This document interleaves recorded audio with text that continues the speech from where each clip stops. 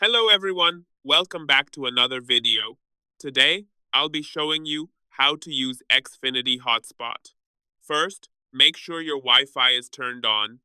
Next, open the Xfinity app on your phone and sign in with your Xfinity ID and password. Then, go to the Wi-Fi section and select Wi-Fi hotspots. Follow the on-screen instructions to install the secure Auto Connect profile on your device. Once this is done, tap Connect automatically, and your device will join nearby Xfinity hotspots automatically without asking. If you want to connect manually, turn on Wi-Fi on your device and look for networks named Xfinity or Xfinity Wi-Fi. Xfinity Wi-Fi is secure, while Xfinity Wi-Fi is public. Choose one and log in with your Xfinity ID and password when the sign-in page appears.